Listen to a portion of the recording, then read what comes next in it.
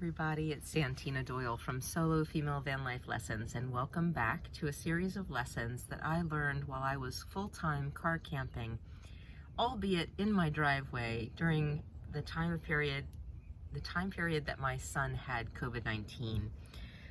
So recently, my son was with me. He alternates weeks. He lives with me for a week and then lives with his father for a week. And he had been with me for the week, and we said goodbye on a Friday for him to go to his father's. And the following Saturday, I went to my parents, who were elderly, and traveled there to visit with them and also help them with some chores when I received a phone call from my son. He never calls me, he always texts me.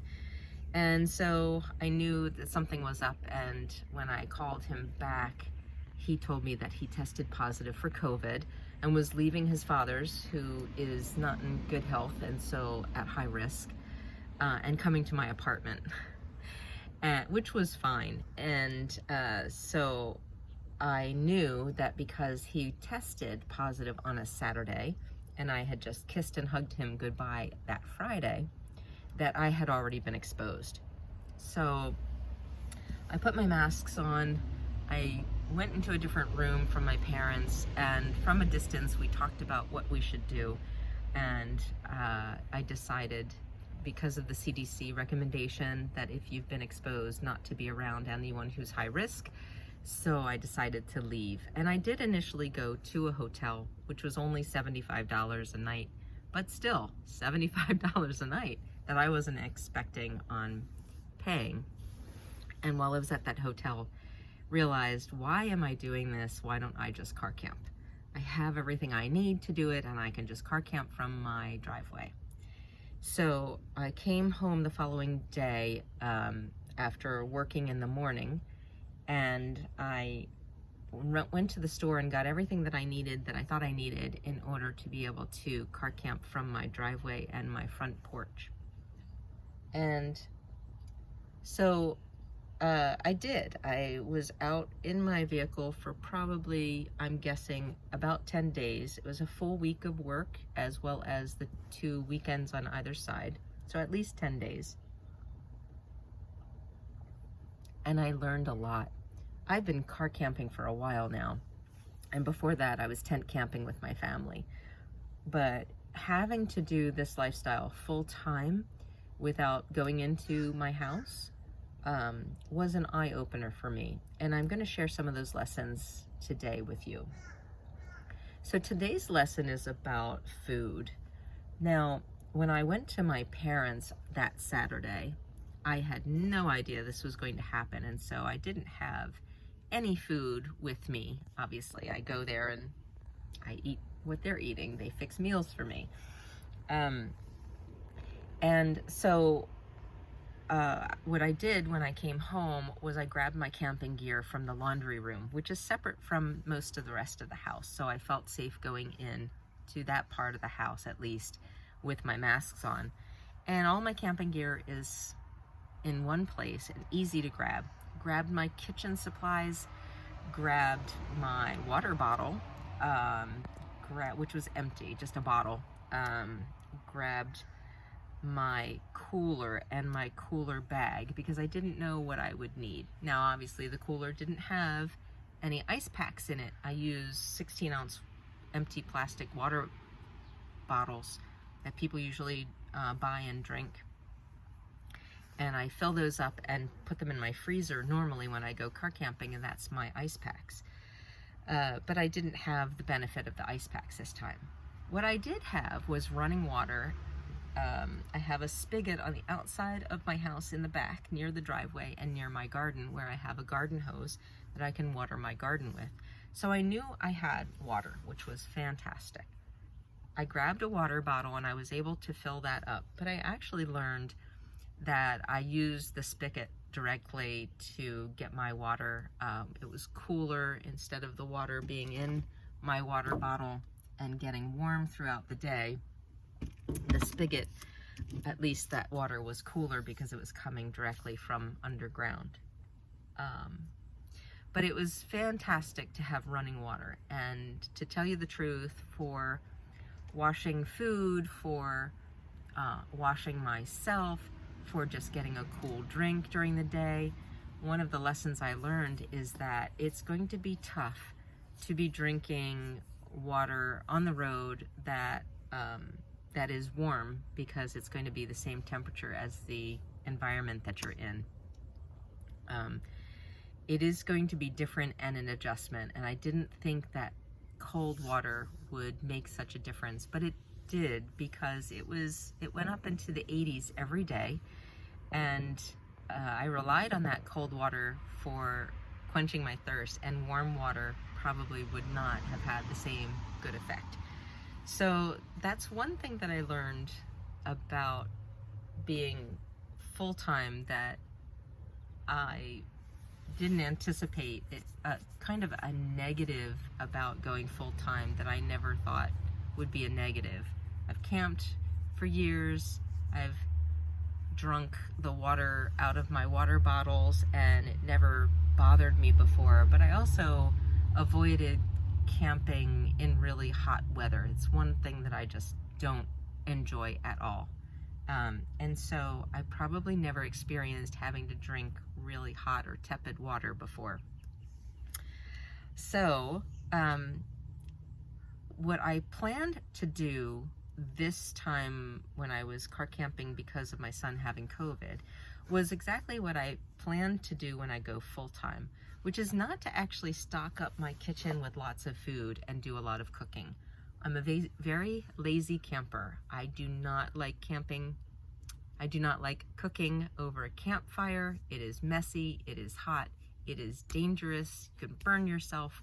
The food tastes amazing, but it's not worth all of the effort for me. And so when I go car camping for recreation, I do everything the very lazy way. I might have Pop-Tarts for breakfast. I will make percolated coffee. That's something that's new. I did buy a percolator recently. I just can't camp without coffee. I normally drink tea in the morning, and that's what I'm drinking now. But when I camp, I have to have my coffee. So I was planning, when I went full-time on the road, to basically grab my food as I drove around. And I don't know what kind of boondocker I'm going to be. Am I going to be the kind of person who goes someplace for 2 weeks and stays there? Am I going to be the kind of person that travels every single day? I have no idea. And if you have an idea of what kind of traveler or full-time van lifer you plan to be, how you plan to travel on the road, either travel daily or stay in places as long as you can, leave that in the comments below. I'd be curious to see what everyone's opinion is going to be. But I just don't know what I'm going to do. Obviously, while I was hanging out at my apartment, my son being inside with COVID, I wasn't going to be traveling anywhere. But it was interesting that I found it very inconvenient to have to drive somewhere just to get my lunch. So I decided that I was going to stock up on some food. I went to Walmart, which is our grocery store in town, and I grabbed some salads. And I decided I would do McDonald's for breakfast, and I would get scrambled eggs and bacon and a coffee. I was going to treat myself. I said, this is an unusual circumstance. I don't normally buy coffee, but I'm going to go ahead and get coffee, and it's not that expensive, and I'm just going to see what that's like. Because for me, what I would hope to do when I'm full-time on the road is to just grab and go as I get hungry. And I get hungry, I see a place, I pull into the drive-thru, and I grab whatever I want to eat. What I learned was that it wasn't as easy as I thought it would be. So number one, because I was working, and I was working full-time on my front porch, which gets shade in the morning but is in full sun in the afternoon. I won't be working when I go full-time in my van, but what I did find this time was that I had to to go and grab the food that I wanted in between meetings, which was a little stressful because you don't know if you're going to get snarled up in traffic or there's going to be a long line at the drive-through and you're going to come back and be late for your meeting. So initially, I would go in the mornings around 6:30 for breakfast and go through the drive-through for COVID safety in case I was positive. I didn't want to spread it anywhere. And it was a lot more expensive than I thought. So the first breakfast I got, I was thinking that the scrambled eggs were just the small amount of scrambled eggs that they put on sandwiches. So I ordered 3 of them. And I bought bacon and a coffee. And it was $10. And I wasn't thinking it was going to be those prices because we've recently experienced inflation, and I'm sure everything is a lot more expensive than it was just only several months ago. So that was a shocker. But the amount of scrambled eggs was ridiculous, and I couldn't eat them all, and I'm a big eater, so I learned that 1 scrambled egg portion is sufficient for me, and I like the bacon and the coffee, of course. But every time I would go and get McDonald's breakfast, which I did every day I was car camping, it was $6, which is a significant amount for breakfast when you think about it. It's not significant in terms of buying a breakfast out, but if you were to buy the same supplies for, let's say, a week, and you bought the eggs and the bacon, etc., it would cost so much less than $6 a day. And so, being as frugal as I am, it was very difficult for me to spend that money. The only reason that I could spend that money on food was because I knew it was temporary, and I knew that eventually my son would test negative and I'd be able to get back in the house, get some groceries, and do the cooking that I normally do at home. So the lesson here that I learned was that food on the road, even if you go the cheap route, like just a scrambled egg and a couple of slices of bacon and a coffee at McDonald's, which is like the cheapest place I can think of to get a breakfast, even if you go the cheap route, if you're gonna do that while you're traveling full time, it's gonna add up. It's gonna be a lot more expensive than if you have the groceries in your van and you cook for yourself. Now, the challenge there is that I'm so lazy that I don't want to cook. And maybe it's not the cooking. It's not the grocery shopping for sure. I can grocery shop. But it's the fact that I don't have good cold storage. I do have my COVID-19 vaccine ice chest that my friend Heidi gave me. And I normally, when I go car camping, freeze 4 16-ounce water bottles and put it in the corner.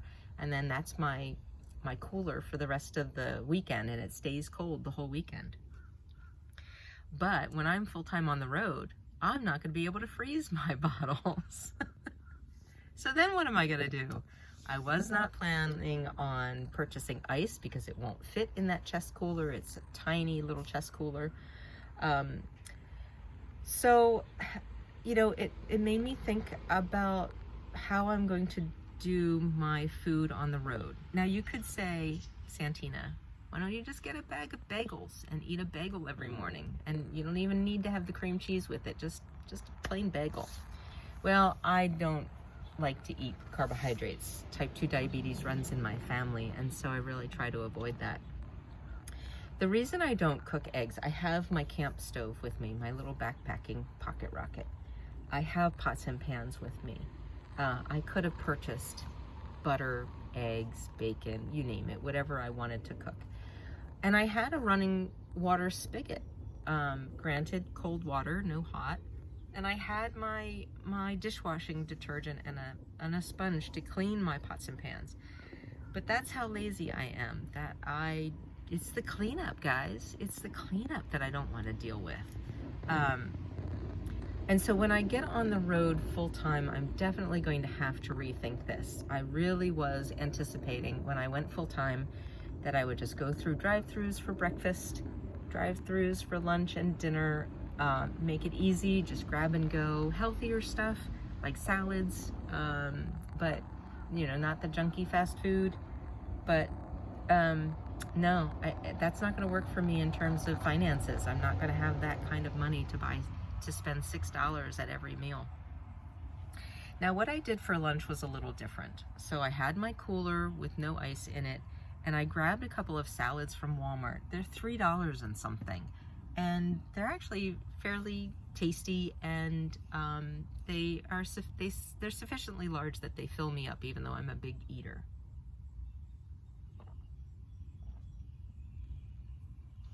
And then I also grabbed some fruit. I grabbed some grapes, some strawberries, just a few bananas because they ripen really fast and get the car all kind of banana smelly, which I don't like. And I got some nectarines. And so I put the fruit in the cooler without any kind of ice, and tightened the lid down like I normally do, and threw my what is this called? Sleeping bag, my Coleman sleeping bag, over the cooler during the day. I leave all the doors open in the vehicle during the day to make sure all my lights are turned off so I don't wear down my battery. And having all the doors and the hatchback open during the day allows as much airflow as possible through the car so that it doesn't heat up during the day.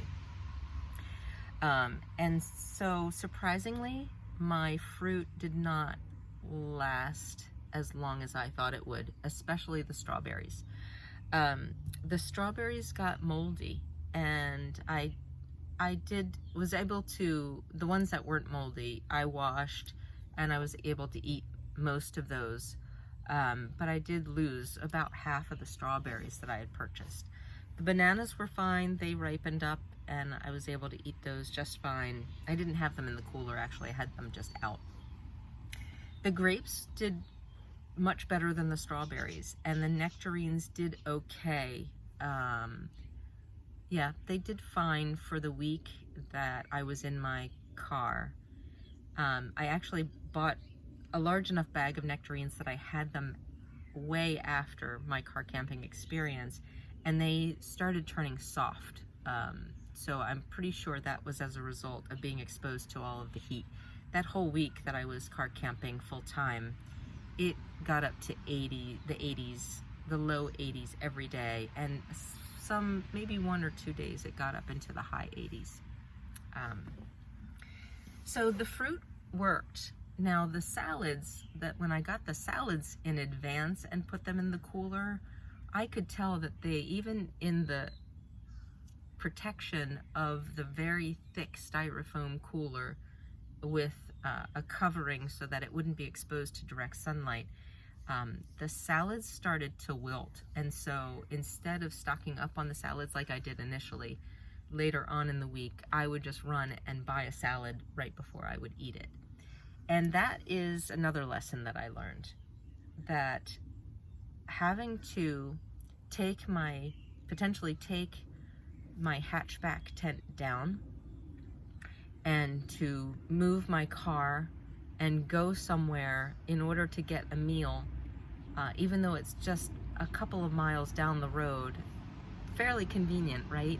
But it was very disruptive to my day, because my day is usually back to back with meetings, and it's very challenging for me to get out to a store and get back at certain times of the day if I have meetings. Certainly I had my lunch hour and I could run out and grab something on my lunch hour, but I kind of resented it. I kind of resented the inconvenience of having to drive somewhere, and having to do that 3 times a day or more, because that's also how I would take bathroom breaks sometimes. Having to travel that distance was just very awkward. And I can't imagine if I was out in some wilderness area, miles and miles away from civilization, how awkward that would be. So it really started to impact what I think I will do if I go full-time car camping, and I haven't figured it out yet. Again, I wasn't planning on getting a refrigerator. I wasn't planning on having an internal power supply, an onboard battery. I wasn't planning on cooking on the road. And if I was going to cook once in a while, it was going to be on my little pocket rocket butane or propane backpacking stove. And so I'm not quite sure what I plan to do in the future, but I don't think that I'm going to be relying on driving to a drive-through for each meal. Dinner was the same thing. I would run out to one of the various restaurants and grab a salad. But I learned something as well about some of the fast food salads. My McDonald's doesn't sell salads, so I wasn't able to check into those. But the Wendy's here, when I look at the ingredients of the salad, it's not just lettuce. They actually coat the lettuce with all kinds of food products. I won't call them chemicals. I don't think they're necessarily chemicals or even preservatives, although they do, I think they perform the job of preserving the lettuce for longer. But they actually add starch to the lettuce. And I stay away from starch because of the diabetes that runs in my family. And actually, I didn't discover what they do to the lettuce until after I ate the taco salad. And I didn't feel well afterwards. And so I decided to look up the ingredients and realize that what they do to just to the lettuce alone was probably not very healthy for me.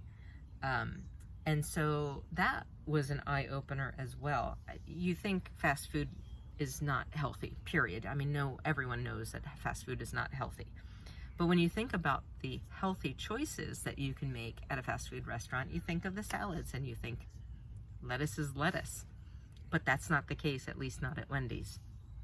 And plus, that taco salad, which is fairly tiny, is $9. So food is going to be an issue for me on the road, and I didn't anticipate that. I thought I had food down and knew exactly what I was going to do when I was full-time on the road, make it easy on myself, go to fast food, do the convenience, but do the healthier version of the fast food, and then stock up on some things that I could keep in my cooler, just without ice, just keep it in the cooler for keeping it out of the sun. But no, not so much. My plans have been proven wrong. And so I need a new plan. And when I figure out what that new plan is for food, I will certainly let you know. But at this point, I have no idea what I will do for food full-time on the road. It was more expensive. It wasn't as healthy as I thought, and it didn't last as long. So need to go to plan B, that's for sure. Anyway, that was the lesson that I learned about food, living full-time in a vehicle, and I hope that this information helps you to decide what you're going to do about food when you're car camping or in your van life. And so I'll see you next time. Thanks for listening and watching. Take care.